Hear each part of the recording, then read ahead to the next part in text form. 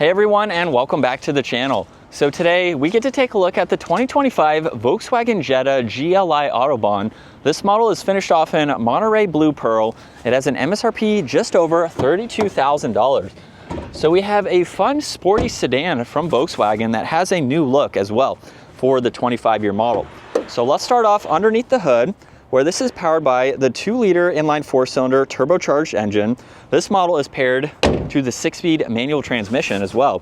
Pumps out 228 horsepower, 258 pound-feet of torque. It is front-wheel drive, weighs in around 3,500 pounds. 0 to 60 is going to be closer to 6 seconds with a top speed of 126 miles an hour.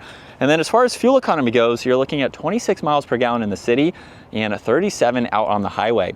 Now for this 25-year model, this does have a reshaped bumper along with a new headlight design.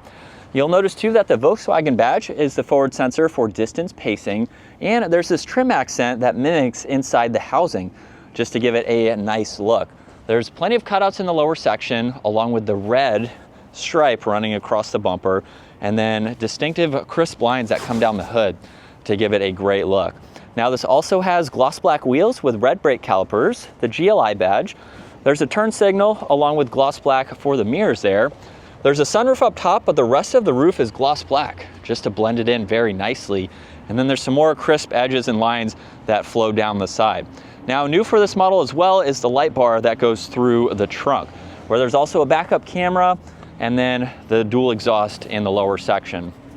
Now you can use the button on the key fob or the one up underneath to gain access to the trunk, where you have a good bit of space. There's also a spare tire underneath the floor where you have a little bit of space, and then you can fold down the back seats too. So you have a pretty large area for the size of this sedan where you can place in additional cargo items. Now in back, there's a two-tone design for the door panel. You get a little bit of storage down below, and then that two-tone works its way to these seats where there's also red stitching, which is a nice touch. Now you do have a storage pocket on the passenger side. There's nothing located in the middle. And then you have an armrest with cup holders too. Now at 5'10", I have about a ½ inch or less of headroom, but I can sit upright and be comfortable. So for its smaller size, it's still pretty practical when you need to use those. Now you have some really cool trim accents up front with the mirror controls, window adjustments, trunk release, and more storage. And then there's memory seating adjustments for the driver's seat, which are power operating. And then we have a solid and perforated leather steering wheel. So with my foot on the brake and the clutch, we can start this up, where on the right side, you have voice commands, the heated steering wheel, tuning, and then all the adjustments for the digital gauge cluster. So you can actually scroll through quite a lot here, and you'll notice on the upper section, it will tell you, of course, what you are getting into. Now, if you push on view, you can change this, where you have the tach along with miles per hour. You can still scroll through all this information, of course. You can also bring it up where you're just viewing this information in full screen, and then you can click on view again. You have another gauge cluster design there, and then we can get back to that setting there. So depending on how you want to view all of the information. And then cruise control, distance pacing, and volume is on the left. You have headlight adjustments along with one air vent. And then with the infotainment system, you have a good bit to go through. When you get into menu here, there's all of the icons that you can scroll through, just depending on what you need to get into. And there's also car, where you can pull up some more information here. You can actually change how you want the gauge cluster to be set up, so you can see what information is going to be shown, which is nice. You have driving data, so you can go through all of this information. And then the last one is vehicle status, so you can monitor all of that.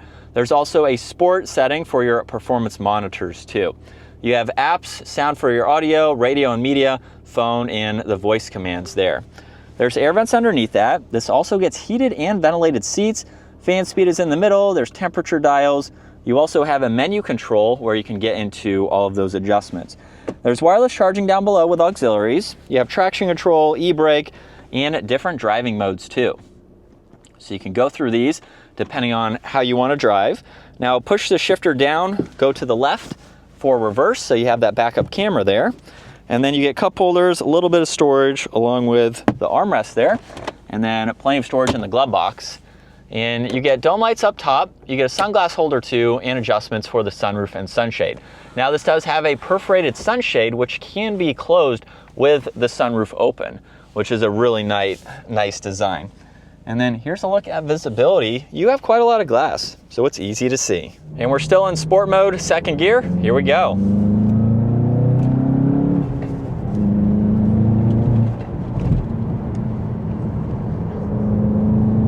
So this is my first time taking it on some twisty roads here. You can feel a little bit of the front wheels when you get on it a little bit more.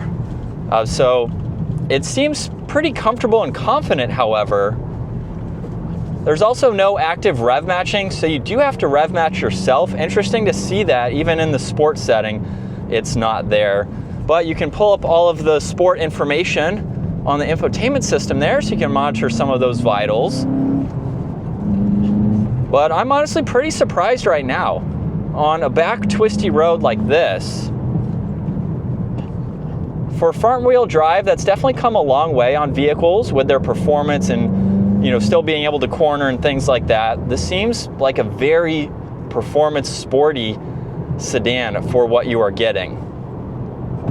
And it's super easy to drive this with the manual. So if you're looking for maybe your first manual transmission, this would be something that could be great to learn on. And it's not too intimidating, but this has a good bit of power to make it a fun vehicle. You don't necessarily need something that can do 0 to 60 in 3 seconds or hit 100 miles an hour out of a turn.